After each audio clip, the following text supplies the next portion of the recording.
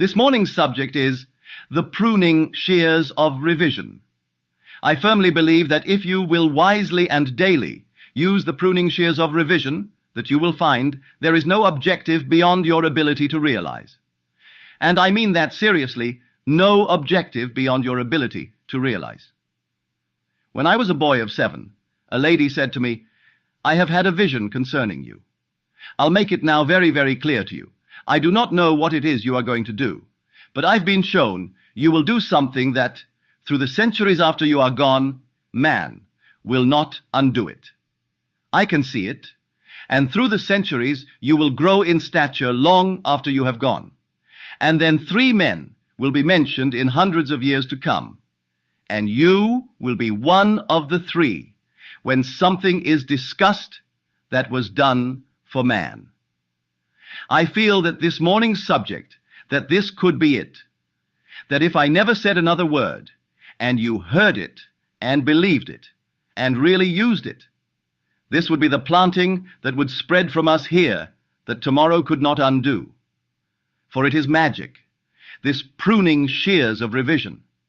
It really is not only the achievement of objectives, but if you do it daily, it will awaken in you the Spirit of Jesus, which is continual forgiveness of sin.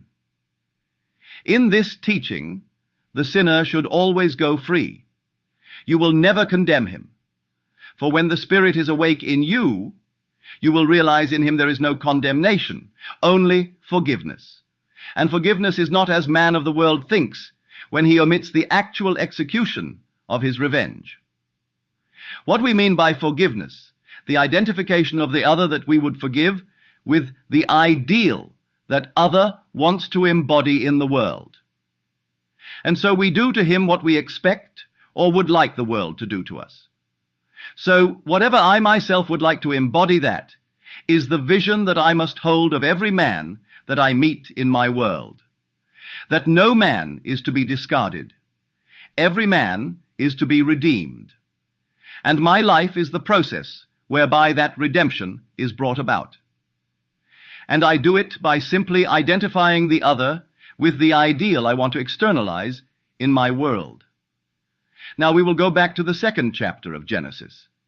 It is said, "And God placed man in the Garden of Eden to dress it and to keep it." Now when you read the story, you think it happened thousands of years ago. I have come to tell you, it is now. You are now in the Garden of Eden, and you think you are shut out or banished. You are in it, and the garden is your mind, but you need, like every gardener, you need pruning shears. For you have slept, as you are told in that 2nd chapter. Having slept, weeds have appeared in the garden, and the weeds are revealing themselves by the conditions and the circumstances of life. For your garden is always projecting itself on the screen of space. And you can see by looking carefully at your world what you allow to grow in the garden of God. But you have a mission, you have a purpose. It is not to amass a fortune. You can do it if you want to. It's not to be famous. It is not to be some mighty power, but simply to tend the garden of God. That's your purpose. You are placed in the garden to dress it and to keep it, that only the lovely things grow in the garden of God. Now, every man in the world is rooted in you who look out and see that world. Every man is rooted in me.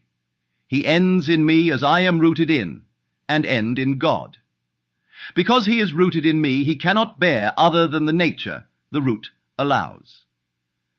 So, he is in me.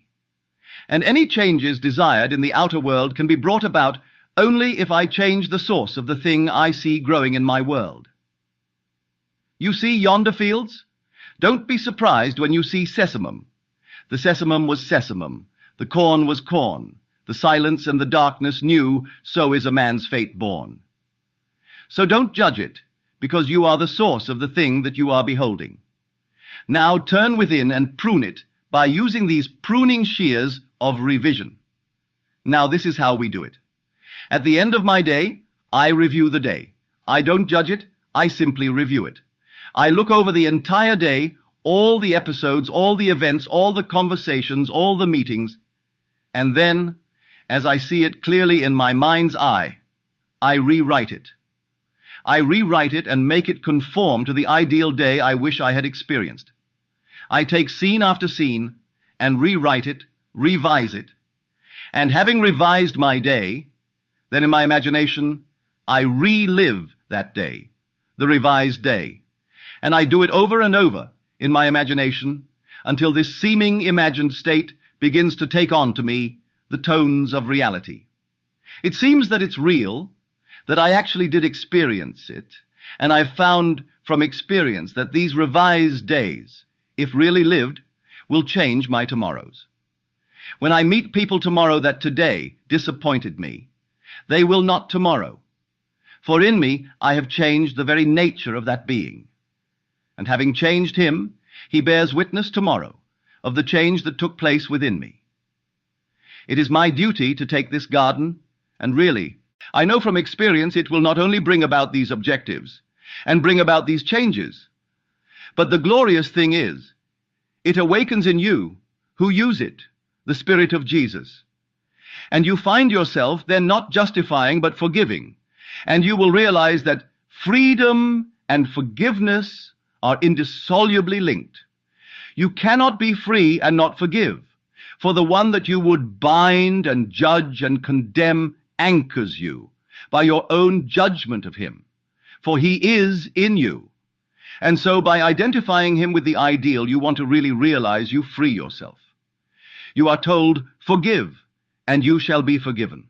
Forgive not, and then you shall not be forgiven. It's automatic. It can't be otherwise, for the whole springs from you who behold it. And as you begin to practice it, the very Spirit arouses itself within you, and you know that you are he that others spoke about and thought lived 2,000 years ago. So when you realize it through actual knowledge. You know it. No argument. You don't tell others. You know that you are he. And then you will read the words in the 9th of Hebrews, he appeared to put away sin by the sacrifice of himself. And you will know you are the one that put away sin by the sacrifice of self and by the sacrifice of self. It's not being a brave one who throws himself in the line of fire to protect a brother. It doesn't mean one who gives his body to be burned, one who is nailed on a cross. But the self of man is the sum total of all that that man believes and consents to as true. So that's the self that is sacrificed. I heard of this lady, and she would make some manner wonderful wife. And yet she is unwed. She desires to be the companion of a great noble person. But she is unwed, I heard that. That becomes a part of myself. That's my knowledge. I must sacrifice that self, that aspect of my being be as happy as I am, and those in my world are. For that's the self I must sacrifice and put away sin. For sin to the mystic means missing the mark. It doesn't mean the violation of certain codes, unless of course you have a mark, and the violation fell short. But sin to the mystic is simply haying an aim in life and failing to realize it. So when you miss the mark, you have sinned. So he appeared to put away sin by the sacrifice of himself. And knowing that himself is only all that he consents to, all that he accepts, all that he believes to be true, then what am I believing concerning that one? He is unemployed and he can't find a job. I'm believing it. Now put away that sin where he is missing his mark, and then by the putting away of the sin, I do it only by the sacrifice of myself, and myself is that belief. So now I revise. I can't say, well, I will no longer believe he is unemployed. I believe he's employed. I do it by the pruning shears of revision. I bring him before my mind's eye, and I congratulate him on his good fortune because he is now gainfully employed. I allow him to accept my congratulations because I do not see a man unemployed. I see him employed, and he knows he is in my mind's eye. For in that state I have pruned him from the unemployed state, and once more reshaped the branch that grows in the garden of God. Tomorrow people will see him as they could not have seen him before the pruning that took place within me, and he will be gainfully employed. That one is unwell. You prune that branch. You don't accept one thing in the world as final unless it conforms to the ideal you want to realize in the world. But you do it daily. If you do not prune it daily, you will get out of the habit. Then weeds will grow. Every man who really is a gardener, who calls himself a gardener in the garden of God, for every day is the opportunity to really prune the tree, this wonderful tree. And so everyone that you meet is a branch rooted in the vine that you are. And you are that special tree in the garden of God, a tree bearing life, a tree bearing fruit for the food of the nations. You are that one. If you take me seriously today, tonight, do not let the sun descend upon any vexation of the day. Just look at it, don't deny it, don't duck it, look at it that you may prune it and then reshape it. Take the conversations with your friends today. Were they pleasant? Were they arguments? No matter what it is, were they negative? Then rewrite the script and just imagine the conversation to have taken place that now you are rewriting for the first time.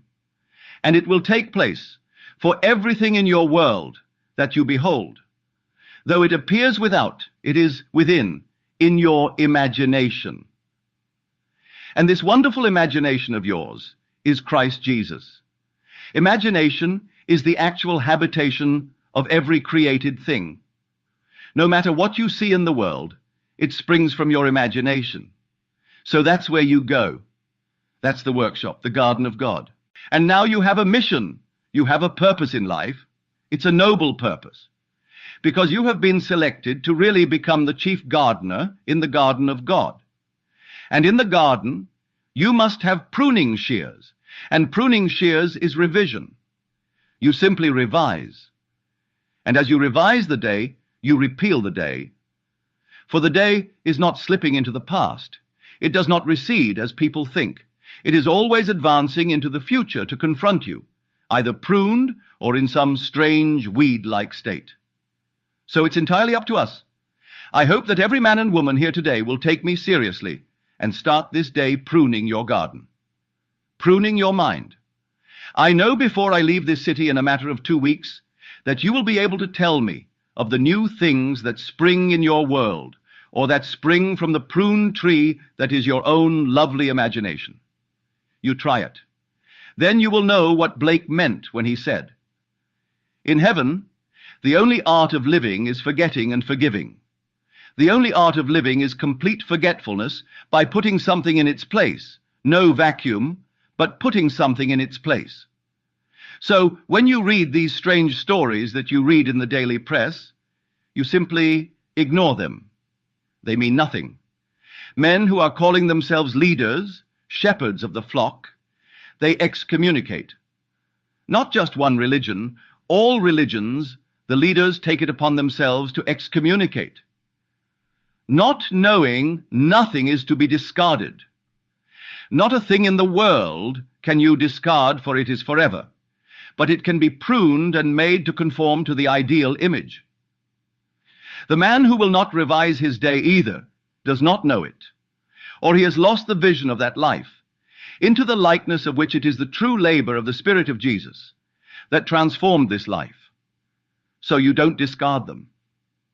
In the current issue of Time magazine, there is that noble soul who is known to us as Spinoza, Baruch de Spinoza, who has given so much to the world of philosophy, so much everyone has been enriched because he walked the earth.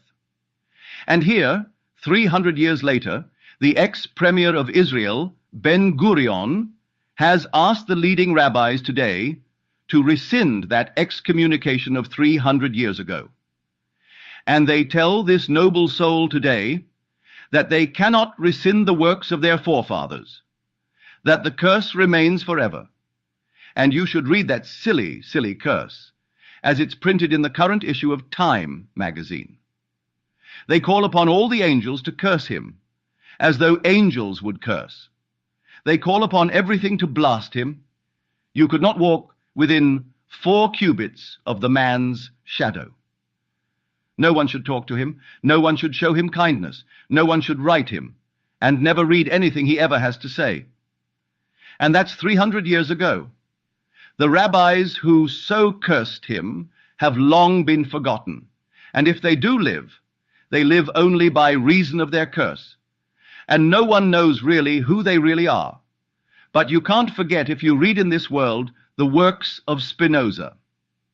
Everyone in this audience possibly has used one of his phrases. Did you know it was he who said, "Nature abhors a vacuum"? Now you use it. I use it. But what is the source of it? It was Spinoza. For here was this giant of a mind that after 300 years, little minds who think they're leading the flock, they call themselves shepherds. They should go back and read well the book of Jeremiah. You shepherds who spoil my vines, and you who have come into my garden, and you have taken my vines, now it bears no grape and it bears no leaf, and the garden of Jerusalem now has become a weed. Read it in Jeremiah, how he cries out because shepherds, who call themselves shepherds, are blind leaders of the blind. You take me this morning at my word. You owe me nothing. It costs you not a thing to come here this morning. You come, you give me your time, and I give you my time. But you go out and try it and start this day pruning that wonderful imagination of yours. Do you know someone that is evil? Stop knowing it by bringing him before your mind's eye, and carry on with him the most wonderful conversation in the world, with a tender spirit, a loving spirit, and believe in the reality of this communion. Because if you really do it, you are entering the kingdom of heaven. For you enter heaven by a loving, knowing communion with a friend. So make him a friend. If he is a lovely one, no matter what he is, you can prune him. And then as you prune him, you are doing the work which you were sent to do for man. And you are that man. You are placed this day in the Garden of Eden to dress it and to keep it. Don't let it continue growing weeds in your world. You are absolutely responsible for every being you meet in this world. That's your responsibility. Just like the teacher we told you of who took this little child that was just about to be expelled. No, the child is not expelled because she heard what you are hearing this morning. So she brought before her mind's eye the child that the principal, the psychiatrist, and all the faculty had agreed unanimously to expel her on her 16th birthday, for she was rude, she was crude, she was unethical. And she went home on a Sunday night and brought that child before her mind's eye, and communed with her, and saw in her a tender child, a considerate child, a loving child. The next day, Monday, in class, she expressed all the kindness of that revision of the night before. And 10 days later, when it was seen and witnessed by all the faculty and the psychiatrist, another meeting was called, and they repealed their verdict of 10 days before, and the child is not expelled. She still sits in the George Washington High School in New York City, which is considered an excellent school. And so there she is, with no black marks against her because one teacher sat in the audience, as you're here. And she believed what I hope everyone here will believe. And she redeemed a branch of her own tree. She didn't realize the child was herself. She saw up to that very moment all the children that she taught in pure objectivity. Blind man sees the world objective to himself, something detached from himself. When man begins to awake, he sees everything subjectively related. Everything he meets is part of himself, and what he does not now understand. Still, he knows that it is related by affinity to some as yet unrealized force in his own being. So he doesn't discard it. He knows his life is the process by which he will redeem it, and he redeems it by using the pruning shears of revision. So, I feel that if after these 50 years of walking this earth, that this is what that lady saw when I was but 7, I could really close the eye on 3 dimensions at any moment, knowing you will not disprove it. You may never use them, but you will never disprove this art of revision. And any man who will try it will prove it to his own satisfaction that he can rise beyond the wildest dream of men. And rising, he awakens the spirit of forgiveness. He will rise in the early stages in the successful venture. He will increase his income. He will do all these things, but he will realize after a little while that wasn't the purpose. They were only toys to tickle him, toys to amuse him, until he awoke within himself the Spirit of Jesus. Then he sees an entirely different mission, not the amassing of wealth, but the redeeming of society, the redeeming of every man in the world. He comes to do his Father's will, and we are told in the 6th chapter of John, "This is my Father's will, that of all that he has given me, I should lose nothing, but I should raise it up again." Lose nothing. No. You don't excommunicate, you don't rub out, you simply raise it up again. And as you raise it up, you raise yourself up, and the journey is forever. You are moving up an infinite vertical line in your own wonderful imagination. And you only move up by lifting others up. Blind men think they can save themselves, and because they think they can save themselves and discard the rest. The blind man also said this hundreds of years ago. He saved as he saved others. Himself he cannot save. I say to you that it's a false statement. It was put into the mouth of the Pharisee, put into the mouth of the Sanhedrin, the leaders who thought they were leaders.